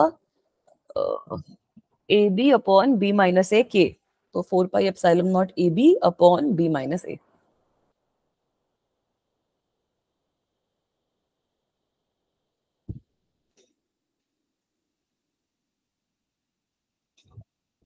यस ठीक है बच्चों, चलूं आगे?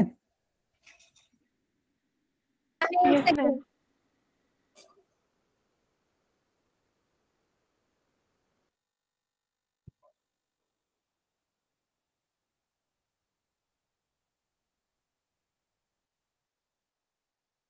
I'm done।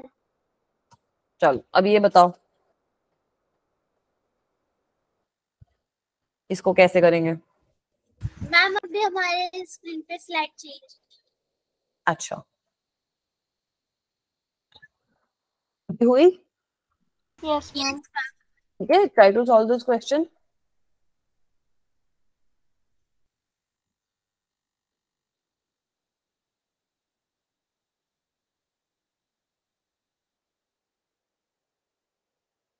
A parallel plate air capacitor is made using two plates, 0.2 meter square, तो आपको एरिया भी गिवन है, spaced 1 centimeter apart, the distance is also given to you guys। ठीक है, ये लोग आपसे पूछ रहे हैं, नहीं 0.2 मीटर मतलब आपको साइड जो है वो गिवन है।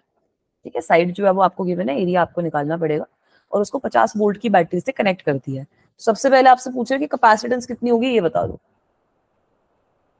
मैम 0.2 मीटर स्क्वायर दिया, तब तो एरिया ही होगा ना स्क्वायर। नहीं नहीं, ये 0.2 मीटर स्क्वायर मतलब टू प्लेट 0.2 मीटर जो स्क्वायर है, it's not metre square, this is the side which is given to you. A given है, एरिया आपको निकालना पड़ेगा बेटा।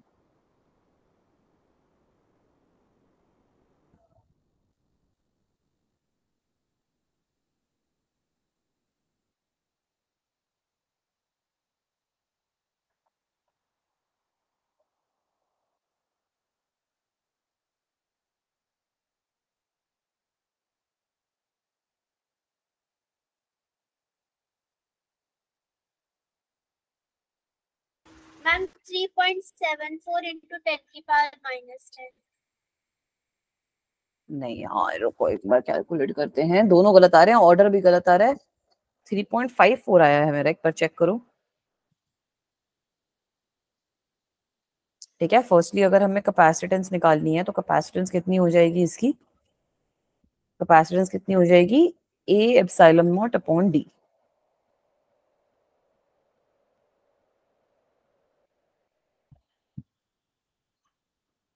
कैपेसिटेंस हो जाएगी epsilon not A yes ma'am, upon D. But power तो वही आएगी 3.54 into 10 की पावर -10।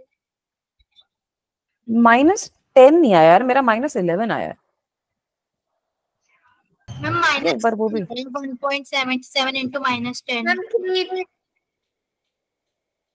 चलो एक बार फिर मैं भी अपना ये आंसर चेक करती हूँ। या 8.85 into 10 raised to -12 ma'am into हमारा 0 भी 10 आ रहा है -10 into 0.04 डिवाइडेड बाय किससे मैम हो मेरी जाएगा, 50। -11 आ रही -11 आ रही है, मैम डिवाइडेड बाय -11 आ गया। आ गया, डिवाइडेड बाय 10 raised to -2। हाँ तो -11 ही तो आएगा, यस है ना। तो जब इसको सॉल्व करोगे, अब कैपेसिटेंस की वैल्यू जो मेरी आई है that came out as 3.54 into 10 raised to -5 microfarad, है ना। Try to express your answers of capacitance in microfarad form. ठीक है, वैसे ही अब चार्ज निकाल सकते हैं प्लेट पे। सेकंड जो आपको बोला है करने को, आपको चार्ज ऑन ईच प्लेट। 0.04 क्यों लिखा है? एरिया बेटा, एरिया साइड का स्क्वायर। 0.2 लिखना चाहिए। हाँ तो ये एरिया है ना, एरिया विल बी 0.2 का स्क्वायर। ठीक है, ये जो आपको क्वेश्चन में गिवन है वो आपको साइड गिवन है, using two plate 0.2 metre square. 0.2 metre square की प्लेट गिवन है आपको, मतलब स्क्वायर प्लेट गिवन है जिसकी साइड आपकी 0.2 मीटर है। ठीक है, मैम मैंने ना 0.2 का स्क्वायर 0.4 लिख दिया था। हाँ मैं वही बोल रही हूँ, गड़बड़ हुई है कहीं पे बच्चों से। नहीं कुछ नहीं होता, अभी समझ में आ गया ना। चार्ज मैम 1.77 into 10 की पावर -9 चार्ज। 10 की पावर -9, हाँ ठीक है। ठीक है, तो चार्ज निकाल लो। चार्ज कैसे आ जाएगा, कैपेसिटेंस मल्टीप्लाइड बाय वोल्टेज। ये आपका नॉट मैंने इसलिए लिखा कि इनिशियल चार्ज है ये हमारा। ठीक है बेटा, तो ये जो वैल्यू रहेगी ये हमारी कितनी हो जाएगी, चार्ज की वैल्यू कितनी आ जाएगी आपके पास, इन दोनों को मल्टीप्लाई कर दो। वोल्टेज आपको 50 वोल्ट गिवन है, so when you will multiply you will get 1.77 into 10 raised to -3 micro coulomb. चलो कैलकुलेशन बहुत कैलकुलेशन ही है ये, कैपेसिटेंस वाले इस वाले पार्ट में कैलकुलेशन है। जब हम थोड़ा सा वो सीरीज कॉम्बिनेशन पैरेलल कॉम्बिनेशन वाले पार्ट में पहुंचेंगे तो वहां पे फिर कैलकुलेशन खत्म हो जाएगी, वहां पे थोड़ा इजी हो जाएगा मामला। असल में ना पता है कैपेसिटर आपका इंपॉर्टेंट क्यों है, क्योंकि अभी हम करंट इलेक्ट्रिसिटी भी पढ़ेंगे रेजिस्टर्स वगैरह के बारे में। तो बेटा वहां पे भी जब किरचॉफ लॉ वगैरह हम लोग पढ़ेंगे तो फिर से हम कैपेसिटर की बात करेंगे वहां पे। तो जब फिर उसके बाद मैं बता रही थी ना कि आपको कैपेसिटर और रेजिस्टर दोनों मिक्स करके सर्किट दे रखे होंगे, उसमें वो आपको एनालाइज करने होंगे। वैसे ही फिर आगे जाके आपको कॉइल वाला जो पोर्शन है वो भी ऐड हो जाएगा, तो आपके पास LCR तीनों सर्किट आ जाते हैं। तो ये आपकी फर्स्ट बुक जो पूरी है वो इन्हीं सब चीजों से डील कर रही है। That is why it is important for us to study. कुछ कुछ टीचर्स तो क्या करते हैं, कैपेसिटर भी पढ़ाते ही नहीं, वो कैपेसिटर पढ़ा देते हैं after they teach current electricity. But मैंने यही सोचा कि एटलीस्ट आपको कैपेसिटर्स का बेसिक करवा दूं, ताकि आप लोगों के स्कूल में भी इससे कुछ पूछा वगैरह जाए तो वो आपको आता हो, है ना। इसके बाकी एडवांस क्वेश्चंस तब बन जाएंगे जब रेजिस्टर वाली चीज भी हम लोग सीख जाएंगे, तो रेजिस्टर और कैपेसिटर के सर्किट मिक्स करके दे देते हैं। ठीक है बेटा, electric field between the plates निकला। Electric field between the plates कैसे निकलेगा? मैम किरचॉफ लॉ के तो बहुत बड़े बड़े क्वेश्चन आते हैं। बहुत बड़े बड़े क्वेश्चन आते हैं, मतलब उससे क्वेश्चन आता ही आता है, और उससे बड़ा क्वेश्चन ही बनेगा। 10 की पावर -8। इसकी इलेक्ट्रिक फील्ड की नहीं मैम, वो फील्ड बिटवीन प्लेट, हाँ वही। आए बहुत इजी आएगा electric field. V0 upon D0 50 upon ये करो ना, 50 अपॉन 10 raised to -2। मैम मेरा तो 5 into 10 की पावर -3 आएगा। नहीं नहीं, करना कैलकुलेट। 5 into 10 वैसे की पावर 3। यस मैम 3 आ रहा है पॉजिटिव। क्या गड़बड़ कर रहे हो बच्चे, वो देखो तो बच्चा बताओ इतना लंबा आंसर कहाँ से आ गया। आपने मेरे को लग रहा है वो कैलकुलेट कर लिया कि चार्ज कर लिया, चार्ज अब है ही हमारे पास, तो सिग्मा अपॉन एप्सिलॉन नॉट वाला फॉर्मूला लगा लिया क्या? मैम कैलकुलेशन में गलती हो रही है। हाँ, कैलकुलेशन में गलती हो गई, कुछ नहीं होता। अब ये तो हमें समझ में आ गया। अगले पार्ट में आपसे क्या पूछा है कि अब आपकी जो बैटरी है उसको डिस्कनेक्ट कर दिया और प्लेट्स के बीच में सेपरेशन बढ़ा दी है, तो क्या होगा ये बता दो। So what do you think will happen? Charge वही रहेगा। Very good. अगर आप बैटरी डिस्कनेक्ट कर दो तो चार्ज होगी आपकी प्लेट में, कैपेसिटर के अंदर चार्ज तो स्टोर हो गया ना। तो अगर आप बैटरी को डिस्कनेक्ट कर दोगे तो चार्ज होएगा वही रहेगा। ये पॉइंट सब बच्चे नोट डाउन कर लें कि इस केस में अगर हम बैटरी को डिस्कनेक्ट कर देंगे, if battery is disconnected, if battery is disconnected, charge on the plates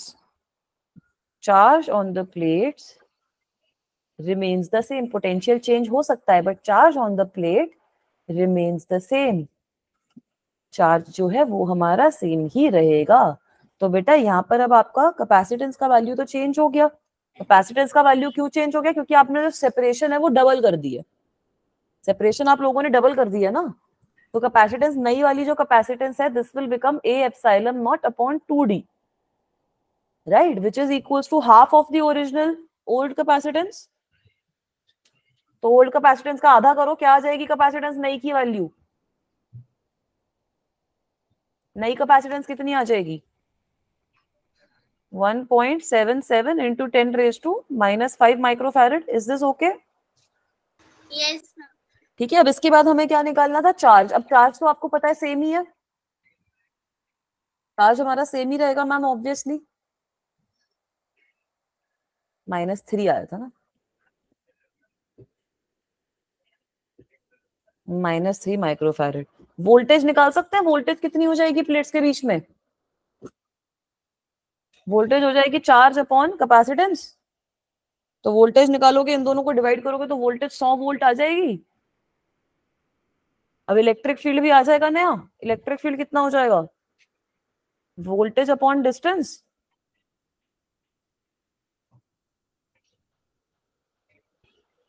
और अब ये जो डिस्टेंस है ये भी आपका चेंज हो चुका है। तो जो वोल्टेज है वो आपकी 100 वोल्ट आ गई है नई।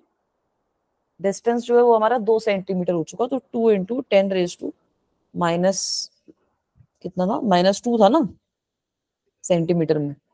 तो जब आप यहाँ पे लेके जाओगे तो आपके पास इलेक्ट्रिक फील्ड जो है उसकी वैल्यू सेम ही आ रही है इस सिचुएशन में।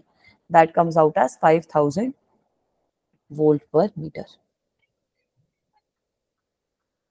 Is this okay guys? Yes ma'am. ठीक है, तो इतना ही करते हैं आज की क्लास में बेटा। नेक्स्ट क्लास में हम स्टार्ट करेंगे ये जो कैपेसिटर है इनकी एनर्जी के कॉन्सेप्ट्स। ठीक है, कैपेसिटर जो होता है उसकी एनर्जी के कॉन्सेप्ट से स्टार्ट करेंगे। फिर अगली क्लास में हम ये भी देखेंगे कि अगर हम सीरीज और पैरेलल में कैपेसिटर को कनेक्ट कर रहे हैं तो अब हमारे पास किस तरीके के डायग्राम्स बन पा रहे हैं, किस तरीके के कनेक्शंस बन रहे हैं, उनका मतलब क्या है। फिर थोड़ा सा हीट एनर्जी वगैरह के बारे में बात करेंगे, वो जो डाई इलेक्ट्रिक घुसा देते हैं कैपेसिटर के बीच में उसके बारे में बात करेंगे। And we end this chapter. ठीक है? Yes ma'am.